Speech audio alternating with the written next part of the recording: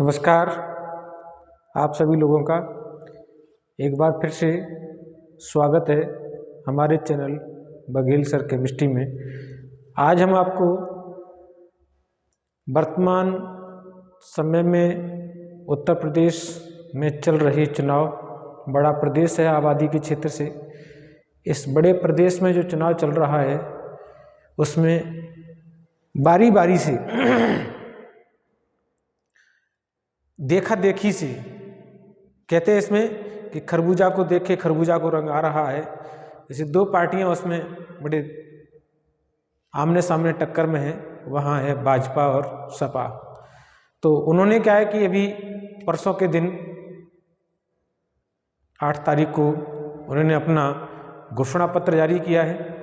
और घोषणा पत्र अगर जारी किया है तो उसमें यदि हमारे लोग नागरिक पढ़े लिखे हैं तो थोड़ा गौर से समझें और उसे पढ़ें, क्योंकि पढ़ेंगे आप तभी आप कुछ समझ पाएंगे और कुछ आगे बढ़ेंगे और किसी से अपने सवाल कर पाएंगे। तो इसमें क्या क्या है जो घोषणा पत्र जारी किया है, वैसे मैं विशेषकर पहले तो घोषणा पत्र लेने वाला हूँ बीजेपी का, और कुछ सिमिलर जो है वो समाजवादी पार्टी का भी घोषणा पत्र है। तो उस घोषणा पत्र में देखिए क्या क्या, मैंने आपके यहाँ एक बार बोर्ड पर ये सारी बातें लिख रखी हैं। बाकी की घोषणा पत्र जो है वो 16-17 पेज का है, और समाजवादी पार्टी का तो एक पूरा ग्रंथ है, उसको तो पढ़ना ऐसा लग रहा है कि मुझे सालों साल लगेंगे समझने में, पढ़ने में। जो लोग इतना बड़ा घोषणा पत्र बना सकते हैं, जिसको पढ़ते पढ़ते पूरा चुनाव चला जाएगा इतना समय नहीं है किसी के पास जो कि इतने लंबे घोषणा पत्र को पढ़ा जाए, और इनकी बस की बात भी नहीं है कि इतने बड़े घोषणा पत्र में जो भी योजना इन्होंने लागू की है वो दरअसल ये मुकाम पर ला सकें और धरातल पर उतार सकें। ये केवल और केवल चुनावी वादे हैं और चुनावी जुमले हैं। तो हालांकि हमारे एक वीडियो के अंदर गृह मंत्री भी ये इस चीज़ को स्वीकार कर चुके हैं कि चुनाव में जो वादे किए जाते हैं वो पूरे नहीं होते, एक जुमला होते हैं। तो आज उस जुमले का एक व्यू, एक छोटा सा दृश्य देखते हैं क्या है। और मेरा मानना तो यह है कि मैं यही जनता को समझा रहा हूं कि जो भी उन्होंने घोषणा की है, इसका मतलब है कि उन्होंने अपने 5 साल के अंदर या पिछली सरकारों ने भी जनता के लिए धरातल पर काम नहीं किया है। अगर धरातल पर काम करते तो इनके जहन में, इनके दिमाग में और इनके मन में ये कमियां नहीं आती और ये घोषणा पत्र नहीं निकालते। क्या क्या घोषणा पत्र किया है देखिए, मोटे मोटे में आपको बातें कर रहा हूं। बाकी के घोषणा पत्र जो है आप हर अखबार में, मीडिया में छाया हुआ है, आप उसको पढ़ सकते हैं। घोषणा पत्र की पहले देखिए क्या लिखा है, बीजेपी का संकल्प पत्र। घोषणा पत्र नहीं, संकल्प पत्र। संकल्प किया है, संकल्प करने का मतलब है कि जो व्यक्ति राम के अनुयायी हैं, राम को मानते हैं, भगवा धारण करते हैं, वे संकल्प करते हैं यदि, तो अगर वो पूरा नहीं करते हैं तो उन्हें ऐसे राम के वचनों का अनादर करने का कोई अधिकार नहीं है, क्योंकि हम भी राम के अनुयायी हैं, फॉलोअर्स हैं, और हम कभी राम के अनुयायी हैं, फॉलोअर्स हैं, कभी उनकी बात का या उनकी कही हुई बातों का अनुपालन नहीं करते, अवज्ञा नहीं करते। हालांकि ये अपने को हिंदूवादी के ठेकेदार और हिंदुत्ववादी कहने वाले जो संकल्प करते हैं, राम ने भी संकल्प किया था, जहाँ जहाँ संकल्प किया था वो सारे काम किए थे, लेकिन ये क्या संकल्प करते हैं और ये क्या काम करते हैं आपने 2017 से लेकर के 2022 में देख लिया। अब आगे क्या करते हैं देखिए, आगे का मतलब है कि पहला इनका काम ये है, हमने लिखा है सरकार द्वारा जनता पर किया जाने वाला खर्च। इन्होंने ये खर्च का डाटा दिया है, बाकी का बहुत डाटा है उसमें, बताने के लिए बहुत बातें हैं और बहुत रुपया खर्च करेंगे। ऐसा लग रहा है कि इनके पास बहुत सारा रुपया है, और ये किस माध्यम से खर्च होगा ये माध्यम ही हम आपको बताएंगे, और जिस माध्यम से खर्च होगा जनता को उसका कितना लाभ मिलेगा, मैं भी इसके बारे में बात करूंगा। तो देखिए सबसे पहला बिंदु क्या है, 5,000 करोड़ का कृषि सिंचाई योजना पर खर्च। कितने का? 5,000 करोड़ का सिंचाई योजना पर खर्च। इसका मतलब है अभी तक इन्होंने 5 साल के अंदर केंद्र सरकार और राज्य सरकार ने मिलकर के सिंचाई पर कोई भी काम नहीं किया। ये घोषणा पत्र नहीं है, ये इनकी नाकामयाबी का खाका है। 5 साल में अपने इन्होंने जनता के लिए ये काम नहीं किए। इनके ये काम जो थे ना, इनके 5 साल के कार्यकाल में भारतीय जनता पार्टी, पिछले 5 साल 12 से 17 के बीच में देखा जाए तो समाजवादी पार्टी, उसके बाद भी जो जिस पंचवर्षीय योजना में सरकारें रही हैं, कई पंचवर्षीय योजनाओं के बीच में ये कार्य जो उन्होंने अब स्वीकार्य है कि भाई इन कार्यों की जरूरत है जनता के लिए, ये इन्होंने कार्य नहीं किए। तो क्या है, 5,000 करोड़ का कृषि सिंचाई में खर्च, कृषि सिंचाई योजना में खर्च। अब कृषि सिंचाई योजना में कैसे खर्च करेंगे? आपको डायरेक्ट सीधा लाभ जनता को नहीं मिलने वाला। ये इनके ही कारोबारी, इनके ही विधायक, इनके ही मंत्री अपने ही घरों के कृषि फार्म में ये 5,000 करोड़ डकार जाएंगे। अगला, इकाई, दहाई, सैकड़ा, हजार, 10,000 यानी 25,000 करोड़ का सरदार वल्लभ भाई पटेल एग्री इंफ्रास्ट्रक्चर मिशन पर खर्च। यानी 25,000 का जो है वो सरदार वल्लभ भाई एग्रीकल्चर इंफ्रास्ट्रक्चर पर खर्च करेंगे। इसका मतलब है कि इन्होंने अभी तक न इनकी सरकार ने न इनसे पीछे आने वाली सरकारों ने एग्रीकल्चर पर कोई भी कार्य नहीं किया। इन कार्यों की सरकार के नजर में अब जरूरत है जनता को। तो अभी जनता के लिए कार्य नहीं किया इन्होंने, अभी भी लॉलीपॉप दे रहे हैं। 1,000 करोड़ का भाव स्थिरता कोष, यानी आलू है, प्याज है, जो फसलें हैं, उन फसलों के लिए भाव को स्थिर रख करके कोष तैयार किया जाएगा। चलाएंगे कौन भाई? इनके मंत्री, इनके विधायक और इनके कार्यकर्ता। अभी भी किसान को और जनता को इसका लाभ नहीं मिलने वाला है। ये हर पंचवर्षीय योजना में हर सरकार की योजना रहती है, लेकिन धरातल पे नागरिकों को इसका लाभ नहीं मिलने वाला।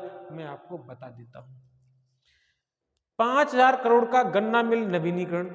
इसका मतलब है कि अभी गन्ना के जो नवीनी मिल थे ना, शुगर मिल, उन शुगर मिल का इन्होंने कोई भी नवीनीकरण नहीं किया था। जैसे चल रहे थे वैसे चल रहे थे, यानी राम भरोसे पिछली सरकारों में भी चले और राम भरोसे इस सरकार में भी चले हैं।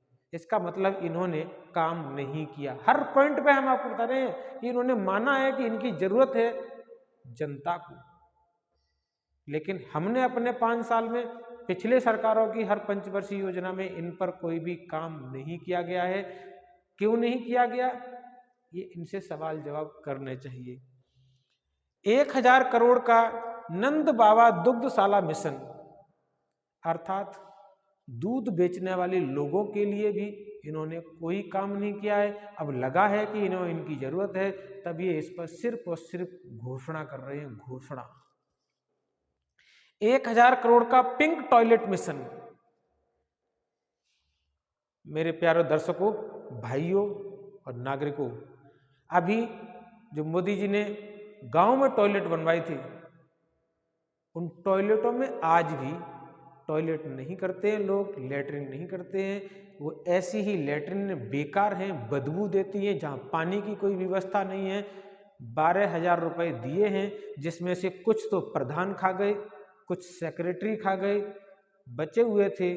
प्रधान तो सारे ही पैसे खा गए। उन्होंने पीला मिट्टी ला करके 10:1 सीमेंट और बालू का मिश्रण लगा करके एक ऐसा ही स्ट्रक्चर खड़ा किया है, उसमें कहीं भी किसी भी 1% की सुरक्षा नहीं है कि व्यक्ति अगर टॉयलेट करने जाएगा, लेटरिन करने जाएगा, 10-15 मिनट बैठेगा और ऐसे वक्त में अगर कहीं हवा आ गई तो व्यक्ति उसमें दब जाएगा। आज भी लोग उसमें लकड़ियां, कंडे, भूसा, चारा, ऐसे सामान उसमें भर के रखते हैं, लेटरिन नहीं जाते, ऐसी लेटरिन नहीं बनती हैं। इसके लिए क्या कर रहे हैं वो,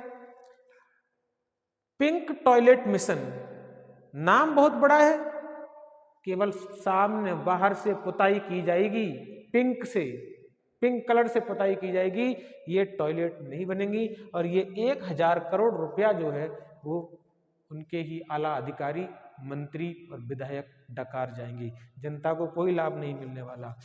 अगला है 5000 करोड़ का अवंतीबाई लोधी स्वयं सहायता समूह चालू किया जाएगा। स्वयं सहायता समूह चालू किया जाएगा। मैंने स्वयं सहायता समूह के अंदर देखा है कि लोग अपने ही गांव के अपने चहेते लोगों को मिला करके स्वयं सहायता समूह खोल लेते हैं और उसी स्वयं सहायता समूह से सारा पैसा निकाल करके स्वयं डकार जाते हैं। कोई 1-2% का लाभ उन स्वयं सहायता समूह से जुड़े हुए लोगों को मिलता है। अगली बात, अभी मैं इसके अंदर बहुत सारी बातें बताऊंगा। 500 करोड़ का state tolerant search and development scheme चालू की जाएगी। State tolerant search and development scheme तैयार की जाएगी। इसका मतलब है कि सरकार ने सर्च पर, शोध कार्य पर भी इन्होंने कोई भी विकास कार्य नहीं किया, नाम केवल विकास था, कार्य जीरो था। 2500 करोड़ का विश्वकर्मा तकनीकी उन्नयन कार्यक्रम, यानी जो विश्वकर्मा क्या होता है कि जो हवेलियां वगैरह बनाते हैं, भवन वगैरह बनाते हैं, यानी घर बनाते हैं, उनके लिए 2500 करोड़ का रुपया खर्च किया जाएगा। और 2500 करोड़ रुपया खर्च करने पर भी यह काम नहीं होगा। आज भी गरीब के घर का कोई भी कायाकल्प नहीं होता है। अगर होता भी है तो गरीब को उसका 50% पहले खर्च करना पड़ता है या फिर उसकी स्कीम आने के बाद उसको 50% देना पड़ता है। क्यों, मैं भी बताऊंगा और आगे।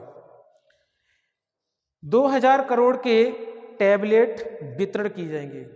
2000 करोड़ के, अगर हम एक टैबलेट की कीमत 2000 मानते हैं, यानी वो तो 1 करोड़ दे रहे हैं, और 2000 का यदि हम टैबलेट मानते हैं तो 2000 करोड़ हो गए। अगर कीमत ज्यादा होगी, हम तो बहुत मिनिमम कीमत लगाई है, क्योंकि इनकी मानसिकता भी इतनी है, तो इतने ही पैसे, इतने ही रकम के ये टैबलेट बांटेंगे। तो ये क्या करेंगे, टैबलेट का वितरण करेंगे, टैबलेट बांटेंगे। किनको मिलेंगे, ये तो राम भरोसे बात है। अगला है 30,000 करोड़ का धनवंतर मेगा हेल्थ पार्क, यानी हेल्थ पार्क तैयार की जाएंगे 30,000 करोड़ रुपए के। किसकी जमीन होगी, कैसे तैयार किए जाएंगे, किनको ऑर्डर दिया जाएगा, किनको इनको बनाने का ठेका दिया जाएगा, यह भी जनता को नहीं मिलेगा। जबकि जनता के लिए जो पैसा खर्च किया जा रहा है उसकी कीमत कम है, और जो अनर्गल पैसा खर्च हो रहा है उसकी कीमत है 30,000 करोड़। अगला 10,000 करोड़ का महर्षि सोशल हेल्थ इंफ्रास्ट्रक्चर, यानी हेल्थ पर खर्च किया जाएगा। कब, जब सारी जनता कोरोना काल में मर करके और गंगा में लाशें डिस्ट्रॉय हो गई, जिनकी लाशें भी नहीं मिली, नसीब नहीं हुआ उनकी लाशों को जलाने के लिए शमशान घाट और लकड़ियां जो गंगा जी में यूं ही बहती रही और उन्हें कुत्ते नोच नोच के खाते रहे। गंगा जी में पवित्र होने जाते हैं लोग, वहां उनकी लाशों को कुत्ते नोच के खा रहे हैं। ऊपर से अगर वो देखते होंगे तो ऐसी सरकारों पर, ऐसे सिस्टम पर, ऐसे शासन पर, ऐसे प्रशासन पर भगवान से दुआ मांगते होंगे कि हे भगवान, हमें ऐसी धरती पर फिर कभी मत भेजना जहां इस प्रकार के मानसिकता के लोग हैं, जो अपने को क्या क्या कहते हैं, भगवान के अनुयायी कहते हैं, राम के अनुयायी कहते हैं, हिंदू धर्म के अनुयायी कहते हैं, वहां लाशों के ये हाल होते हैं। खैर आगे 10,000 करोड़ का नोएडा में फिल्म सिटी खोला जाएगा। 10,000 करोड़ का नोएडा में फिल्म सिटी खोला जाएगा। लगता है आपको ये सरकारें ऐसा कर पाएंगी? लगता है कि ये बीजेपी की सरकार ऐसा कर पाएगी? यदि आएगी तो नहीं।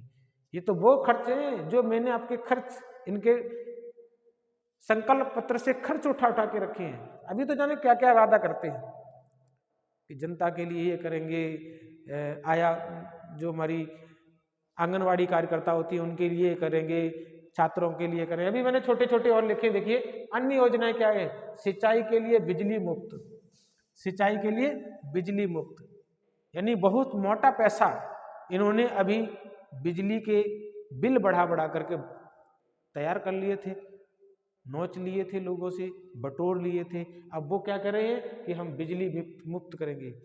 नकलची है नकलची, ये जो दिल्ली में आम आदमी पार्टी ने जो योजना चलाई है उस योजना की नकल करते हैं। इनके बस की बात नहीं है, नकल के लिए अकल चाहिए और इनमें वो अकल नहीं है, क्योंकि ये पढ़े लिखे नहीं है, इनमें दिमाग नहीं है, केवल नकल कर सकते हैं। और नकल के नंबर कब तक सार्थक होते हैं ये आप जानते हैं। अगला, मुख्यमंत्री सामूहिक विवाह योजना, मुख्यमंत्री सामूहिक विवाह योजना, सामूहिक विवाह करा जाएगा, उसमें मुख्यमंत्री के राहत कोष से जो पैसा है वो खर्च किया जाएगा। यानी अभी तक गरीब कन्याएं जो थी वो उनके क्या होते थे, बलात्कार, रात में जलाया जाता था, शासन के द्वारा उनको दबाया जाता था ताकि गरीब व्यक्ति अपनी आवाज को न उठा पाए। ये वैसा ही कार्यक्रम है जैसे राम रहीम के उसमें हुआ था, ये वही कार्यक्रम है।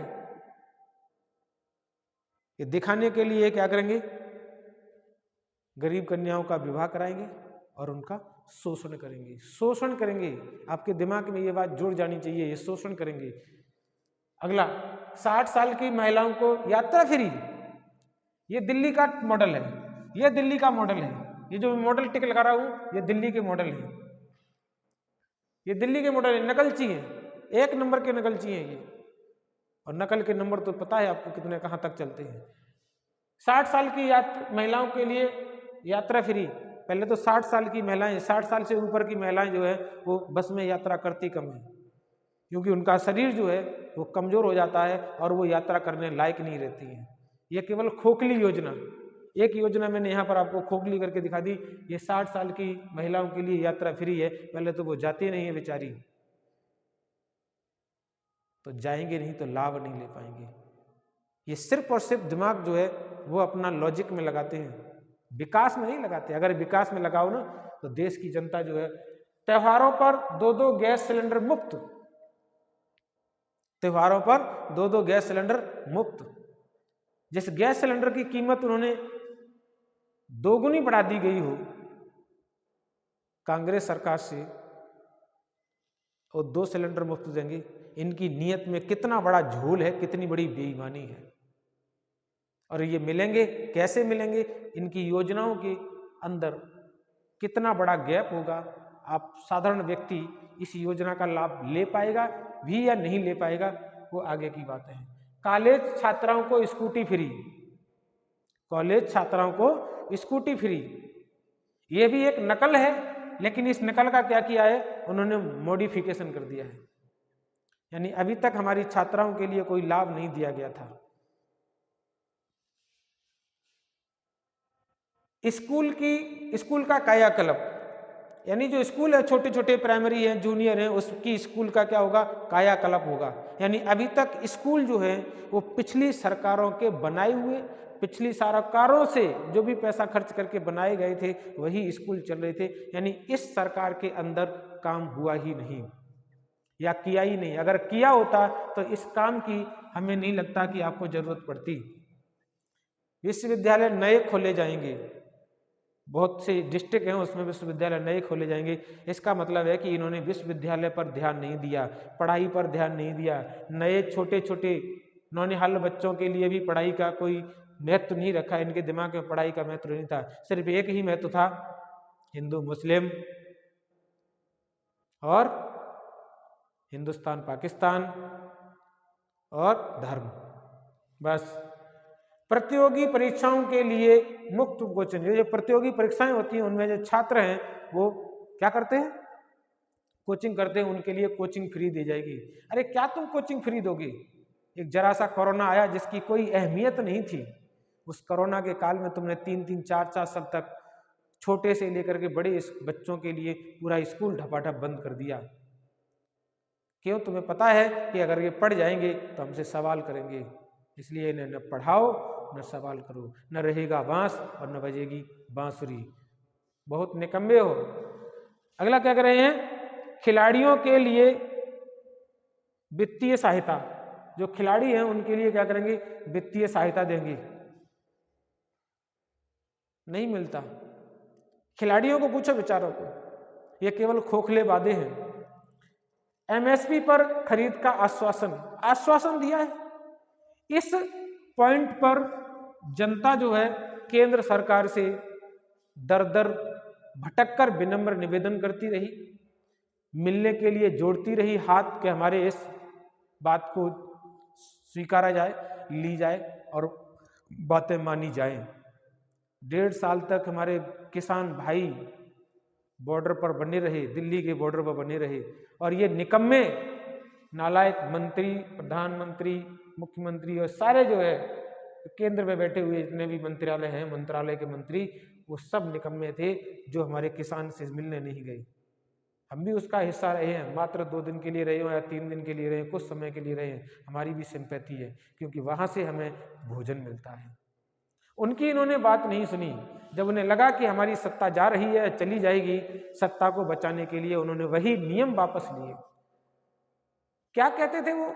ये कहते थे कि हम 1 इंच पीछे नहीं हटेंगे, 1 इंच पीछे नहीं बटेंगे। उन्होंने पीछे की ओर गुलाटी मार ली।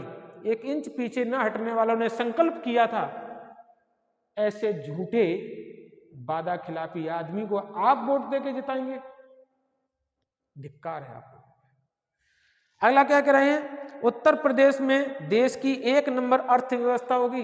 उत्तर प्रदेश में 1 नंबर देश की अर्थव्यवस्था होगी, जो गरीबी से नीचे जूझ रहा है, लोग मर रहे हैं। तुम 5 किलो अनाज देकर के उनको 1 महीने के लिए 5 किलो अनाज देकर के एक व्यक्ति को जिंदा रखना चाहते हो? कैसी मानसिकता है? एक आदमी 5 किलो अनाज खा करके कैसे जिंदा रह सकता है?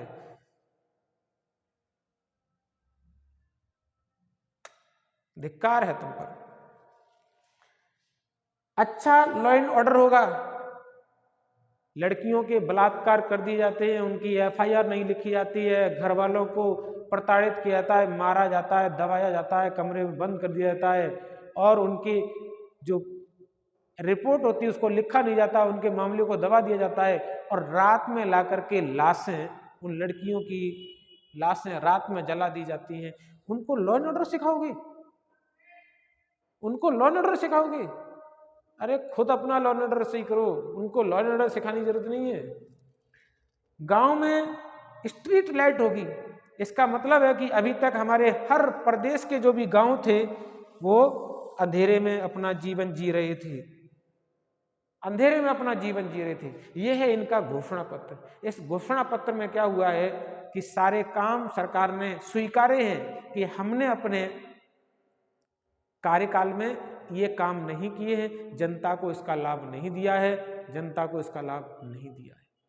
तो मेरे प्यारे बंधुओं और साथियों, जहां जहां जो जो हमारा वीडियो देखें, अच्छा लगे तो लाइक शेयर सब्सक्राइब करें और आगे फॉरवर्ड करें, और बताई हुई बातों को और इनके मैनिफेस्टो को, इनके संकल्प पत्र को पढ़ें और जवाब करें।